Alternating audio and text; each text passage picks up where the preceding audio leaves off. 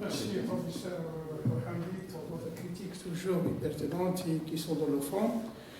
On aimerait bien que vous allez tenir compte de ces critiques, Inch'Allah, pour apporter, si vous voulez, l'amélioration à votre thèse, du point de vue fort, du point de vue aussi. Donc, pour moi, je pense que je vais faire une sorte de synthèse sur ce que vous avez, sur ce qui a été déjà évoqué par mes collègues. Je pense que le mot changement climatique, c'est un mot qui pèse, et le changement climatique il ne peut pas être observé ou bien détecté sur une période de 10 ans à 15 ans. Je pense que c'est un phénomène qui peut être, si vous voulez, observé sur une longue période. Et la preuve, c'est dans votre travail, vous avez fait que le climat est toujours semi-aride, il n'a pas changé. Donc, parlons de changement climatique. Donc, là, si on passe d'une zone semi-aride, aride, quelque chose comme ça. Mais le climat, il est toujours qualifié comme un climat semi-aride. Donc, on ne peut pas parler, si vous voulez, de changement climatique dans ce sens. Peut-être que, moi, à mon avis, on parle de périodes sèches, parce que, on passera par des périodes sèches et des périodes humides. Et je pense que ça sera plus, si vous voulez, plus logique de parler sur le changement ou bien la qualité de l'eau de votre zone d'étude sur les périodes sèches et humides qui sont observées durant une période de temps bien définie. Parlant de changement climatique, je pense jusqu'à présent, d'ailleurs, quels sont les indices qui font que, ou bien qui vous permettent d'avancer, que vous dire qu'il y a un changement climatique. Le climat, il est toujours caractérisé climat semi-aride. Mais, le climat, toujours, on assiste à des périodes sèches, des périodes humides. Et je pense que ces périodes sèches, qui peuvent étaler jusqu'à 10 ans parfois, qui ont en effet, si vous voulez, la qualité de l'eau, les eaux qui sont pour les nappes phréatiques qui sont plus exposées au changement climatique et aux pollutions. Je pense que ça, c'est vraiment que c'est très intéressant de vérifier et d'apporter, si vous voulez, rectification en ce sens. Parce que le changement climatique, pour le moment, je pense qu'on n'a pas les moyens pour observer et détecter ce changement climatique. C'est vrai qu'un changement des périodes, dans les instants des périodes, d'ailleurs, qui chauffe la température de l'indique. En page, on vient de voir ça, la page, bon, je n'ai pas noté la page exactement, mais vous avez une température qui, je pense, de 1996 jusqu'à 2010, où la température est en dessous de 12 degrés Celsius. Donc, quand la température chute, ça veut dire que le changement, c'est dans le sens positif.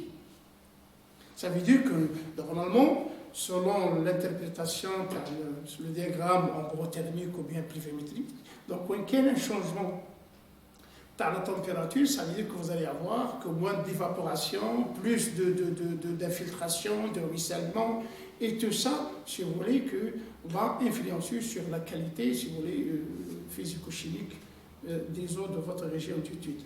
Donc, je préfère que, je répète, de parler beaucoup plus sur les périodes sèches et les périodes humides. Donc, l'impact des périodes sèches et humides qui sont observées, de 1995 à 2010, etc. Là, ça sera plus bien. Donc, vous devrez rectifier l'année universitaire 2018-2019.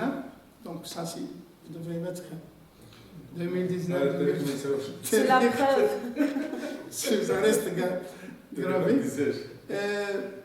Bon, c'est vrai que, du point de vue forme, il y a beaucoup de choses à dire sur la forme, sur la présentation de la carte, sur les références, sur l'illustration. Donc, il y a des cartes qui sont complètement illisibles, je ne sais pas. Donc, c'est un document qui va être normalement mis en ligne et qui va être utilisé par les lecteurs. Donc, une carte qui est illisible, ça ne veut rien dire. Donc, j'aimerais bien que vous allez tenir compte de ça, apporter surtout beaucoup plus sur la cartographie. Je pense que vous avez pris deux périodes, la période de 2003 et 2016. Pourquoi 2003 et 2016? Je pense que 13 سنة بيناتهم على بالك. Je pense que مانيش فاهم même حتى في les périodes هذوما في 2016 que le nombre d'échantillons est très réduit. Je pense que vous avez parlé de 14 échantillons et ça c'est très réduit par rapport à l'année 2003 où vous avez plus de cinquantaine, soixantaine d'échantillons. Donc on ne peut pas comparer, si vous voulez, deux résultats d'une campagne ou bien d'une période où on fait un 50 échantillons ou 60 échantillons par rapport à une période où on fait un 14 ou 15 échantillons. Et d'ailleurs, ce que vous venez de dire, que la campagne en 2016 a concerné les forages et pas les puits. Je pense qu'il y en a. Il faut que vous disiez que c'est la nappe liée. Donc ça veut dire que normalement, beaucoup plus, ce qui vous concerne, c'est les nappes phréatiques, ce sont les zones plus superficielles qui sont plus exposées, si vous voulez, au changement climatique dont vous essayez de trouver, si vous voulez, une relation entre la qualité et le changement climatique. Donc, et aussi qu'en 2016, vous avez fait une seule campagne. Donc, normalement, en 2016, vous devrez au moins faire deux campagnes pour vraiment confirmer vos résultats, que ce soit une campagne en période d'étiage ou une campagne en période, si vous voulez, hivernale. Et parce qu'une seule campagne, d'ailleurs, au que en 2016, la campagne. La période des autos, entre janvier et février. Donc, justement, parce que un an, pourquoi vous prenez. Allez, mais je fais la période sèche. Monsieur, parce que déjà, on a déjà pris des analyses en 2008 et je n'ai pas trouvé une modification entre 2008 et 2016. Alors qu'entre les mois, entre des années, plus de 2-3 ans, il n'y a pas de modification.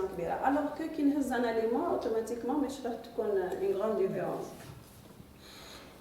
شوفي أنا بالنسبة لي أنا que si on traite un sujet de ce sens, donc c'est un sujet qui est très important parce que beaucoup plus on parle sur les changements climatiques et l'impact sur l'environnement, sur la qualité des surfaces, sur la qualité des souterrains, tout ça c'est bien, mais il faut avoir des arguments. Quels sont les paramètres finalement, si vous voulez, des paramètres physico-chimiques qui sont en relation directe avec le changement climatique? Est-ce que vous connaissez un des paramètres?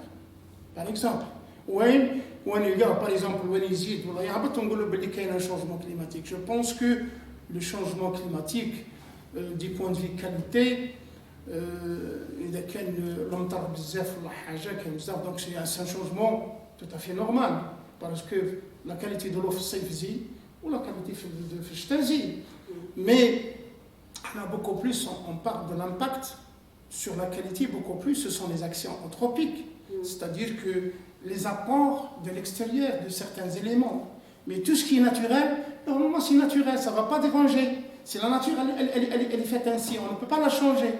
Mais que beaucoup plus qui va détériorer, si vous voulez, la qualité de l'eau, c'est beaucoup plus, c'est les apports de l'extérieur, ce sont les activités anthropiques, et qui vont, c'est un apport de plus, non naturel. Et à ce moment-là, que c'est vrai qu'on parle, si vous voulez, de détérioration de la qualité. Mais tout ce qui est, par exemple, naturel, donc il y a la teneur de الصيف يزيد فيه le chlore, au Fustayox, on ne peut pas changer la nature. On doit accepter ce changement et, si vous voulez, le changement de la qualité selon les périodes de l'année en cours. Donc on ne peut pas faire autre chose que ça. Donc je pense que tellement que la problématique elle est très importante, malheureusement, à mon avis, que normalement elle devrait être abordée selon plusieurs côtés. Ce n'est pas uniquement la qualité, si vous voulez, chimique et de certains paramètres qui sont classiques. Donc les paramètres, les cations, les anions, mais j'aimerais bien de chercher s'il y a d'autres paramètres qui sont en relation directe avec le changement, si vous voulez, comme vous disiez, changement climatique. Donc,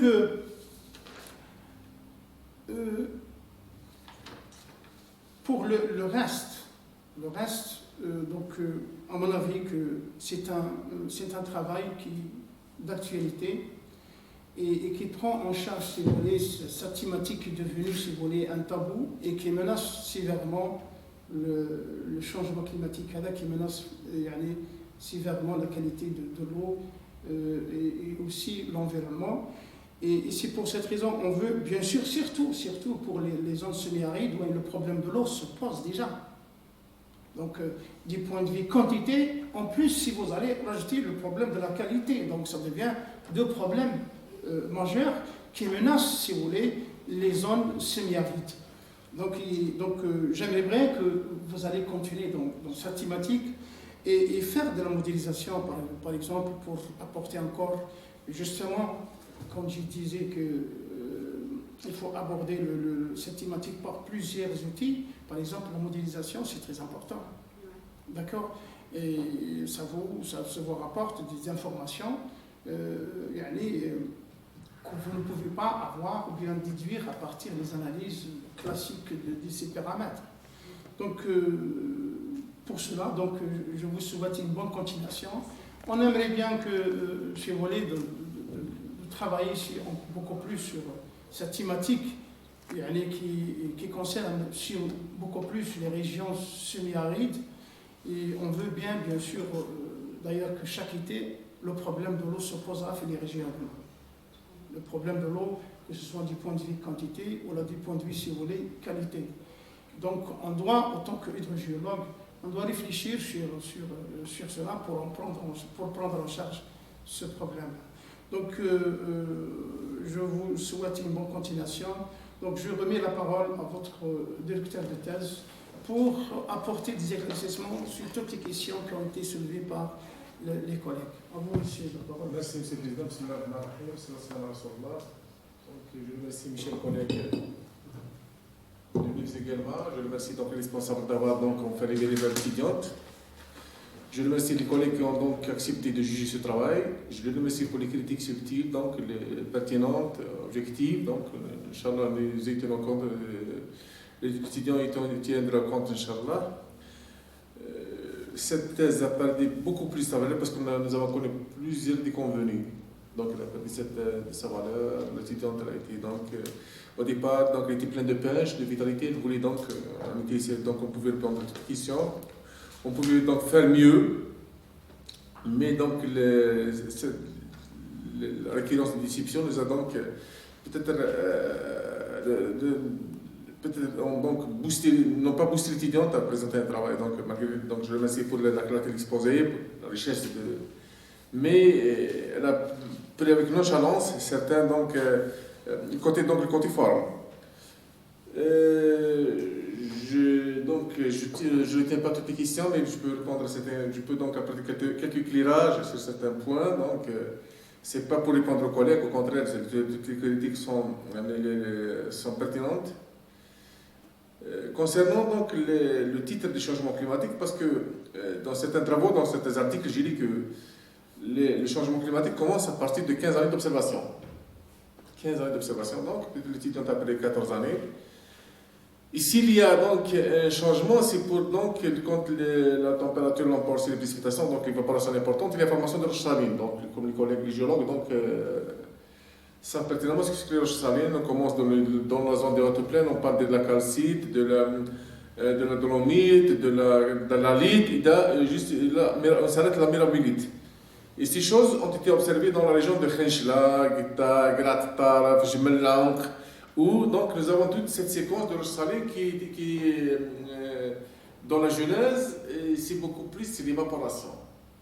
C'est l'évaporation qui a conduit à la formation de roches salines et la dissolution suite à la précipitation. Je peux dire aussi que la sécheresse, les périodes de sécheresse qui rentrent dans la région ce bassin versant de Grat Taraf a affecté négativement la qualité des eaux souterraines. Dans certains travaux, dans certains articles que nous avons publiés avec les étudiants, nous avons trouvé qu'il n'y a pas de migration des eaux salines, mais beaucoup plus, cette salinité élevée, elle est imputée beaucoup plus au climat, donc la température, au changement climatique. Vous allez donc vous-même aussi remarquer cette observation. Lors de l'assurance, certains collègues sont membres du jury, de l'étudiante Oudamar, qui a apporté quelques réponses au questionnement de Madame Ounas. Pour la question question, la balance ionique, peut-être quelques points, donc je ne sais pas pour répondre au docteur, mais peut-être la région de Haute-Plaine, on peut prendre jusqu'à 10% d'erreur. On prend jusqu'à 10%, c'est pour ne pas rejeter dans le tas les résultats. Parce que c'est difficile de nos jours de faire des analyses chimiques. Donc les fragmentaires, je sais qu'ils sont induits d'erreur. Si vous allez prendre une partie centenaire, une partie fladieux, une partie flanarache, c'est plus fiable. Le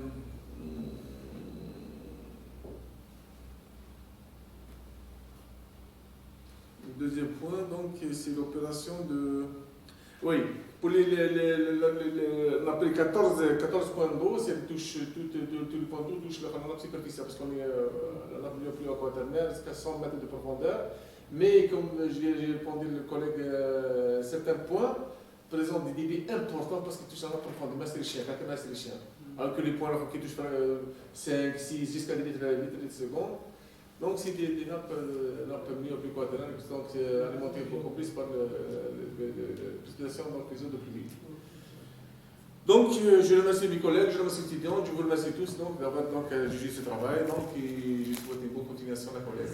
Donc, je remercie aussi les responsables de la faculté qui ont jugé utile de livrer notre étudiante, parce que là qu'on est des périodes un petit peu tueuses, donc vous le remarquez par vous-même, 2018-2019, donc ça a pris du temps. Donc c'est un travail spécifique donc, au cours de route. Encore une fois, merci à tous les collègues, je rends la parole, Monsieur le Président. Merci bien, professeur Korha. Donc j'ai oublié de signaler l'absence, j'ai déjà signalé l'absence de M. Boyer qui s'est excusé à la dernière minute. Mais quand même qu'il a donné toujours, il a jugé ce travail, il a donné un avis favorable. Donc, madame, on vous souhaite une bonne continuation, Inch'Allah. Et on aimerait bien que vous allez tenir compte, je veux dire, je signale ça, de toutes les remarques qui ont été évoquées par le membre du jury. C'est très important pour vous et pour, si vous voulez, votre carrière scientifique dans l'avenir. Et pour la bibliothèque aussi. D'accord, que le jury, on vous demande de quitter la salle pour délibérer. D'accord. Merci.